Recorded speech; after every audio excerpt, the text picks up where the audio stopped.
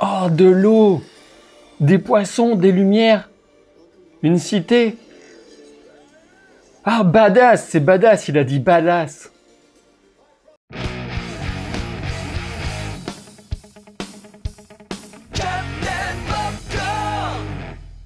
Bonjour à toutes et à tous et bienvenue pour cet avis sur la première bande-annonce d'Aquaman et surtout pour ces 12 révélations sur ce film qui sortira en France le 19 décembre 2018. Alors bon, les gens, il faut qu'on parle avant de se lancer tête baissée dans cette vidéo. Je ne sais pas si vous avez remarqué, mais la chaîne approche les 200 000 abonnés, mais c'est très doucement, vraiment doucement, c'est un petit peu en mode été, les gens regardent pas trop les vidéos, mais moi ça m'agace, ça m'énerve, qu'est-ce que vous voulez, c'est l'ego du youtubeur, l'ego surdimensionné, et moi j'ai envie qu'on l'explose cette barre des 200 000 abonnés, du coup je vous lance un défi, je suis comme ça, un petit peu en mode Ibra TV, si vous voulez.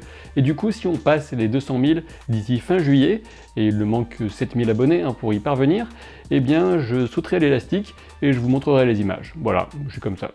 Pour ce trailer, mon ressenti d'ensemble est positif, j'espère un film dépaysant et divertissant, sachant qu'à la réalisation, on trouve James Wan, à qui on doit notamment Saw, Insidious, The Conjuring, ou encore Fast and Furious 7. Bon, en gros, vous aurez compris, ce n'est pas Denis Villeneuve, ni non plus Uwe Boll.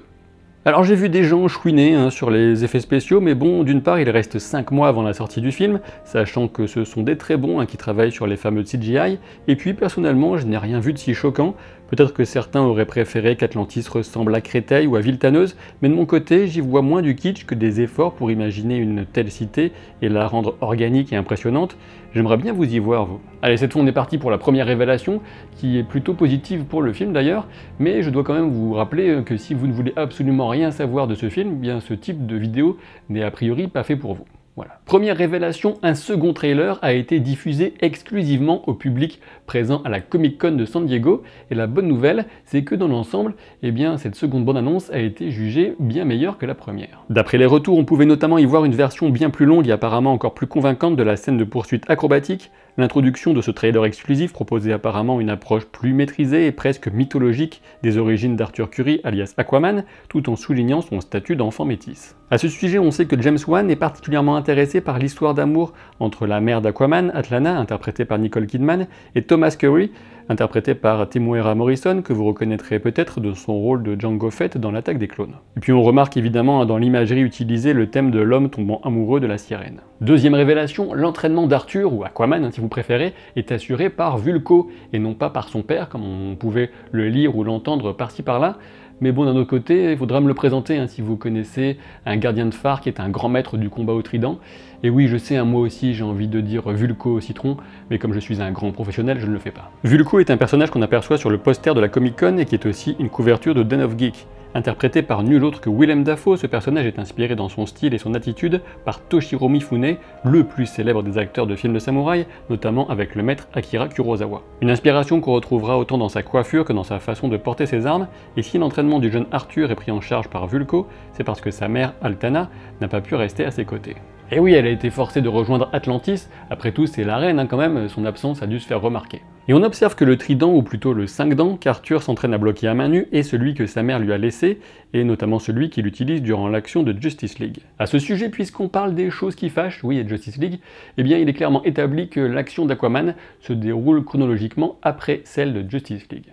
On remarquera par ailleurs que cette technique de blocage nous est montrée 2 fois dans le trailer, et comme on dit, jamais 2 sans 3. Troisième révélation, je fais 3 avec les doigts, l'enjeu du film sera de retrouver le trident mythique du roi Atlan. Mais c'est qui le roi Atlan? Eh bien c'est une sorte de monarque mythologique qui remonte certainement à l'époque d'avant l'engloutissement de l'Atlantide. C'est lui qui est représenté sur une des images que je trouve les plus réussies et marquantes du trailer. On peut supposer d'ailleurs que la pieuvre géante autour du trône n'est pas là uniquement comme élément de décoration, il s'agit sans doute d'une référence à une créature ou un peuple pieuvre. Et c'est sans doute pour lancer Arthur sur les traces de ce trident que Mera vient le chercher. Mera est interprétée par Amber Heard, et oui, j'avoue, ses cheveux sont vraiment très rouges, mais bon, ça ne lui va pas si mal.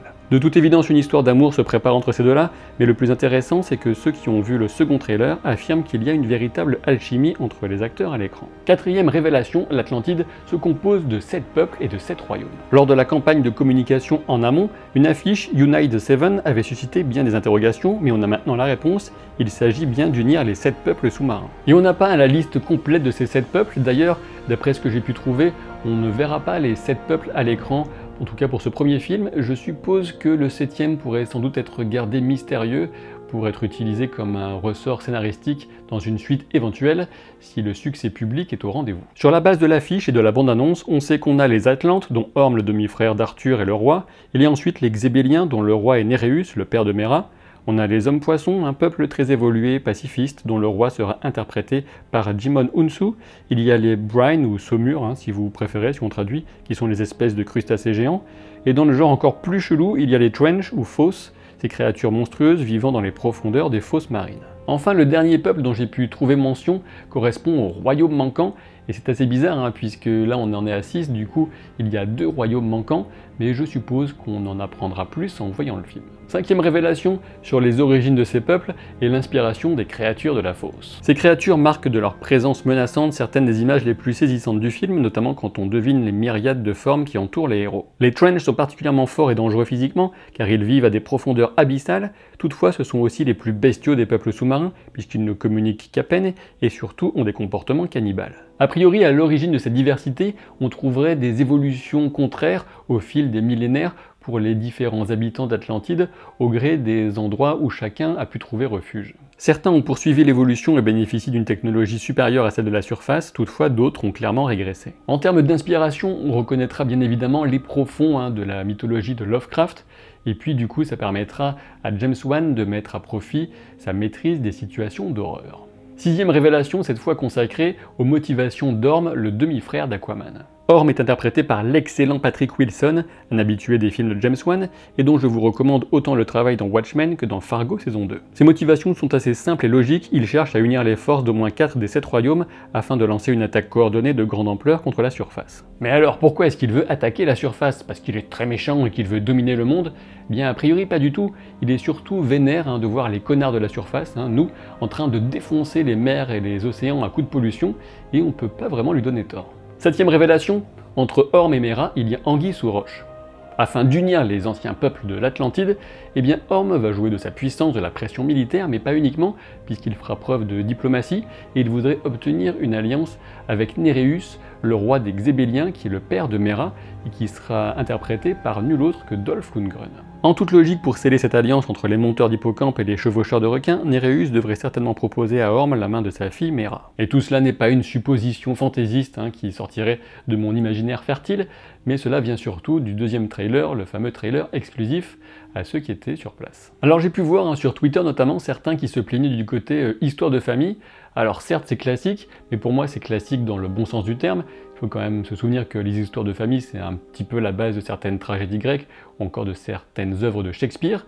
Après encore faut-il que la profondeur des dialogues vale celle des océans, et là oui je sais c'est pas gagné. 8e révélation, mais que se passe-t-il dans le désert? On peut légitimement se demander ce que font Méra et Arthur quand ils sautent depuis un avion qui survole un désert. C'est simple, ils sont à la recherche du fameux trident d'Atlan, c'est tout l'aspect du film qui devrait vaguement rappeler une ambiance Indiana Jones. Et puis en termes de logique, il suffit de se rappeler que si on remonte suffisamment loin en arrière, il y a certaines parties du globe actuel qui sont désertiques, qui étaient alors recouvertes par des océans. Quoi qu'il en soit, on peut entreapercevoir une statue qui témoigne de la présence de la civilisation atlante à cet endroit. 9e révélation, Aquaman sera aussi une origin story pour le personnage de Black Manta. Black Manta devrait avoir une dent contre Arthur suite à la fameuse attaque du sous-marin. Il est possible qu'un premier combat les oppose et que ce soit lui qui manie l'épée qu'on voit Aquaman briser. On peut imaginer des tas de choses, mais quoi qu'il en soit, celui qui semble être un mercenaire deviendra véritablement un ennemi mortel d'Aquaman dans ce film. A priori, il a un rôle important, mais qui reste secondaire par rapport à Orm, qui est le principal antagoniste du film. 10e révélation sur la provenance de la technologie utilisée par Black Manta. La puissante armure de Black Manta, celle qui finit par lui donner la grosse tête là, serait de base issue d'une technologie atlante. Et ouais. En effet, ce serait Orm lui-même qui ferait don de cette technologie de destruction aux mercenaires, afin de se débarrasser indirectement de son rival Arthur Curry. Et pour tuer un poisson hors de l'eau, rien de mieux que de le faire frire à coups de rayons laser rouge, un curry rouge si vous préférez. 11e révélation, quel camp cette grande bataille oppose-t-elle? C'est Orm bien entendu qui est à l'origine de ce conflit sous-marin. Comme indiqué auparavant, il cherche à unir par la force s'il le faut les différents royaumes pour ensuite dévaster la surface et tous ses utilisateurs de plastique. À ce sujet, il est intéressant de souligner que parmi tous les peuples sous-marins, seuls les Atlantes et les Xébéliens sont capables de respirer hors de l'eau. Concernant la bataille, elle oppose les Brine, les crustacés si vous préférez, aux forces unies des Atlantes et des Xébéliens du roi Néréus. Difficile de déterminer quelle sera la position des hommes-poissons, ou encore de savoir si les créatures de la fosse seront invitées au festin. 12e Deuxième révélation, ce n'est pas Aquaman qui monte le mosasaure. Forcément, le plan de ce mosasaure qui s'apprête à ouvrir une bonne boîte de chair de crabe ne vous aura pas échappé. Toutefois, j'ai vu sur internet que certains pensaient y voir Aquaman. Alors pas du tout, hein, c'est ce cher Orm qui contrôle ce terrifiant prédateur, tout droit sorti de la préhistoire. Et puisque vous avez été sage, une petite info bonus, saviez-vous qu'un effet numérique spécial a dû être développé pour le film, rien que pour gérer le déplacement des cheveux des acteurs sous l'eau? Et oui, ce type de scène, c'est techniquement très complexe. Et si vous vous demandez pourquoi je remue toujours les mains comme ça devant moi, eh bien c'est parce que je suis les conseils de Frank Roper, c'est oui, en self-défense, il dit qu'il faut toujours être prêt, hein. Si vous m'agressez, hop, je vous contre et je vous défonce. Et puis par ailleurs, hein, si vous voulez soutenir la chaîne, eh bien vous pouvez regarder des vidéos gratuitement sur Utip, j'ai essayé de ne pas avoir un fou rire, ou encore donner de l'argent sur Tipeee. Et pour ce qui est des prochaines vidéos, d'abord activez les notifications, abonnez-vous, laissez un pouce en l'air. Souvenez-vous du saut élastique que je vous ai promis si on atteint les 200 000 d'ici fin juillet. Et puis pour les prochaines vidéos, je vous invite à dire donc dans les commentaires quel trailer vous préféreriez me voir traiter, sachant que je ne suivrai pas forcément ce que vous direz dans les commentaires, mais ça en fera toujours plus pour la vidéo et ça c'est bien. Allez, à très vite pour de nouvelles aventures. Salut!